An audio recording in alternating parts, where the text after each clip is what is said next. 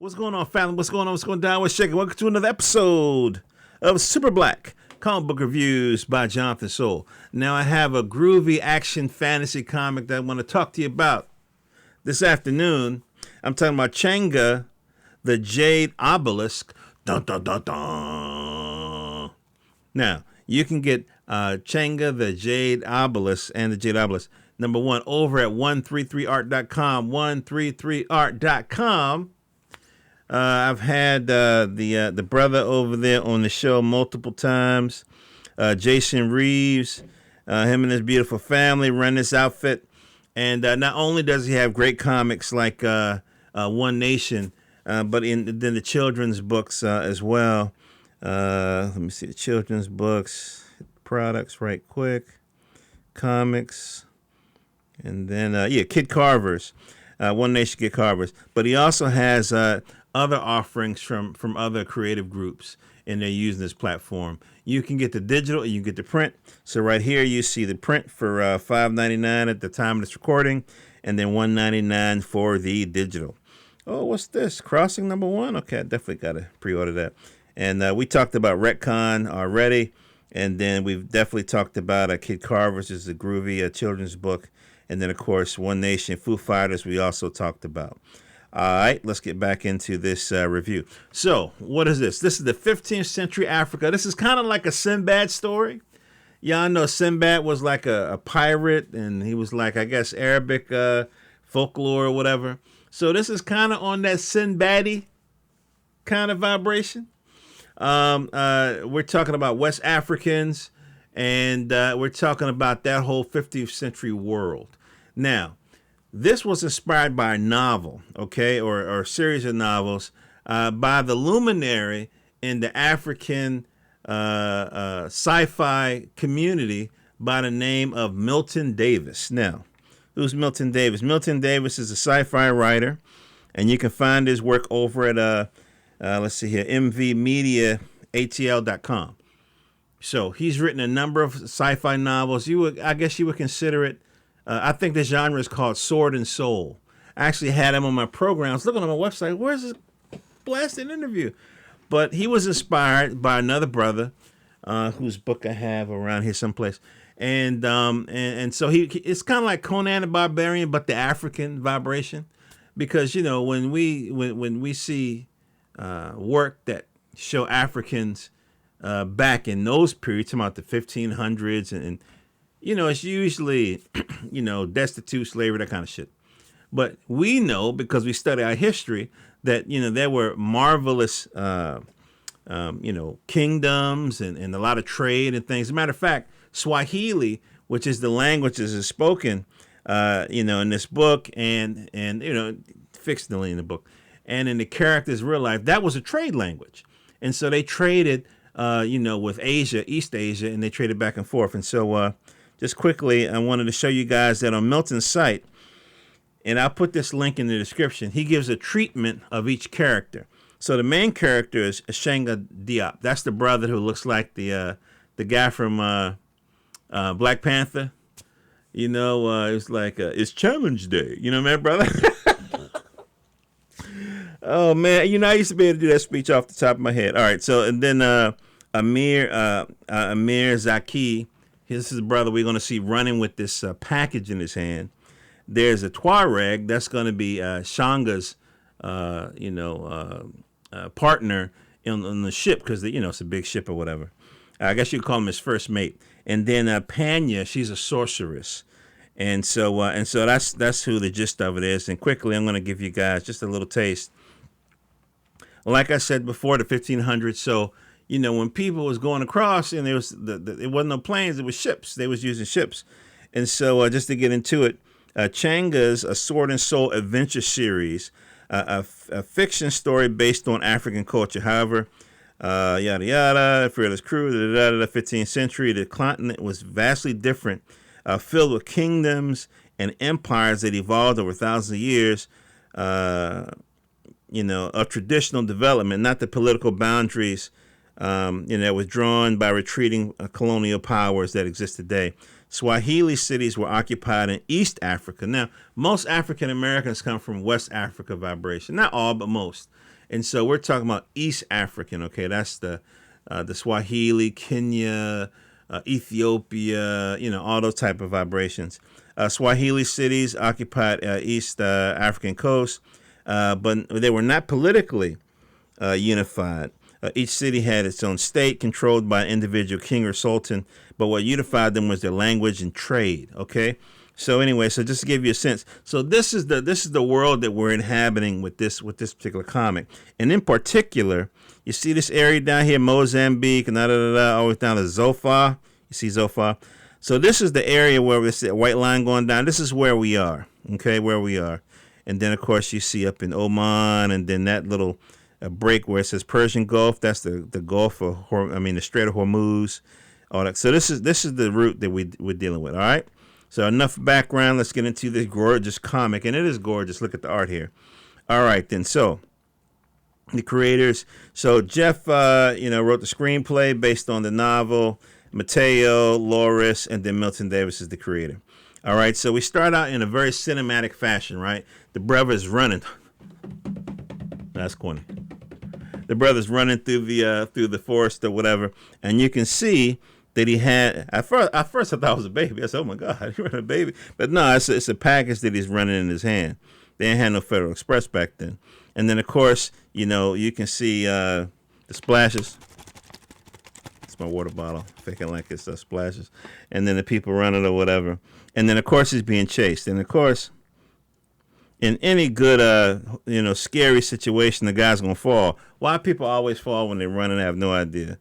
I've never fallen. I haven't been chased that much, but anytime I was chased, I never fell. And so now he's stuck between the devil and the deep blue sea. You see all these guys with spears.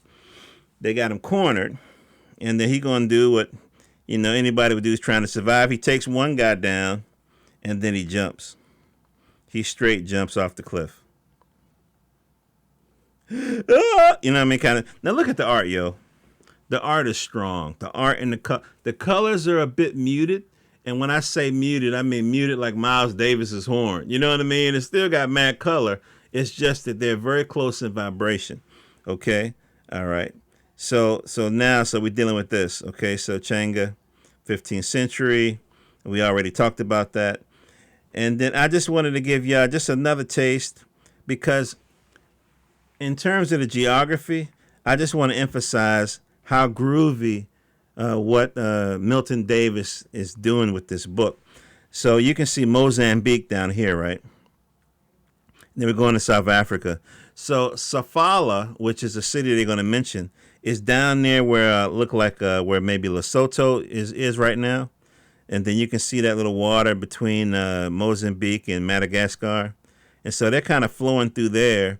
And then they may go up and then may go into, maybe go into there. So when they talk about East Asia, that's what they're talking about. All right. I just love when they kind of attach some realism to this. Here we go. Are you sure this is the right direction? Of course not, which makes it more interesting.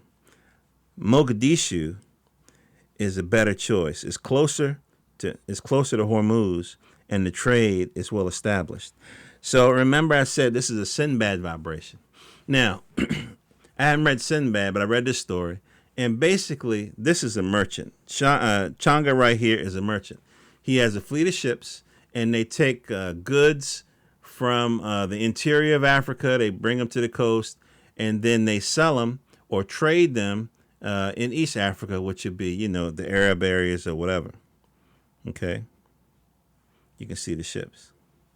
Now it says here, East Africa, Indian Ocean. And Indian Ocean, I think, is the biggest ocean. It's pretty big. So that's where we are. So you're a sorceress and a merchant? Some things are just obvious. So, you can see that she's a strong, independent type. Giving her opinion. The city that he's, let's see, if we waited until the monsoons, Mombasa would be in civil war. And that's the other thing. When I read some of Milton Davis's material, and other material from a brother. He has a YouTube channel called The Home Team. They took advantage of the seasonal winds because, they had monsoons and things like that. They took advantage of those seasonal winds that kind of help turbocharge their sales to get them from place to place. So they have to kind of move on a timetable. That's why he's saying if we had waited until the monsoons, you know what I mean? So they're kind of on a timetable. Now, this quiet brother is named Tuareg. You're right, Tuareg. Send the party to shore for fresh water and food. I'll take the Kazuri into the harbor. You'll lead the men. I'll do some hunting, stretch my legs a bit. I don't see how you trust the man who never speaks. So he talks about, the fact that, they had, formed the bond in battle kind of a thing. Now, Tuareg is interesting because Tuaregs are real people. Okay? If you go to afrographics.com, it's run by a brother who has a channel on YouTube called Home Team. He does a lot of really good African history. And it's not the general, Egypt is number one, that kind of shit. It's like it's real history kind of a thing. And so he talked about the history of the Tuareg people. And so I read slow, so I'm not going to read everything. But you get the sense of these are nomadic people, bouncing between the coast and Sahara and so forth. Tuaregs is a semi-nomadic Berber-speaking people from the region of southwestern Nigeria, Mali, Niger, Burkina Faso, and southwest Libya. Yada, yada, yada. The Tuareg people call themselves Kel Tamasik. Their language belongs to the Afro-Asiatic family group and are estimated to number around 2 million people, according to government agencies. So, so this is a place where you can get more history, and it'll kind of add some color to the comic book. Speaking of color, this is a gorgeous photograph, by the way. All right, let's go here. We've been together a long time. I saved him from the fighting pits, gave him his freedom, like Belay did me. Blah, blah, blah. You'll learn to trust him. So what we got so far? We got this mysterious cat that was running from these dudes. He's running from the police. No, he's running from these brother, and then he jumped off a cliff, and that probably should have killed him. Most of us, if we jump off a cliff that high, it looked like a skyscraper.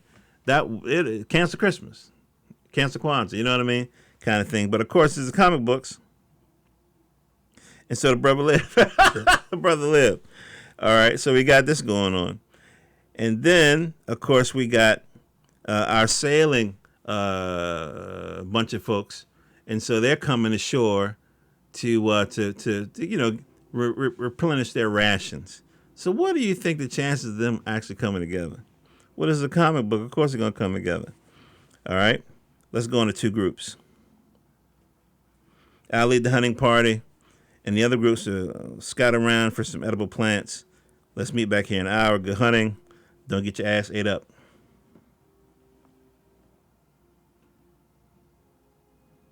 And of course, here's the brother coming out of the woods. Oh my God! Oh my God! A chance to me! Oh, kind of a thing. Please help me! They're gonna kill me. Who are you? Hurry up! Speak, motherfucker! Kind of a thing. He don't say that, but of course, these guys look like they want to take him into custody, but he don't like he gonna survive. And now he's telling Tuareg, "Look, Tuareg, this is not our fight. We don't even think about it." God damn you and your morality. All right, come on, shit. Kind of a thing. So they help the brother. Whew.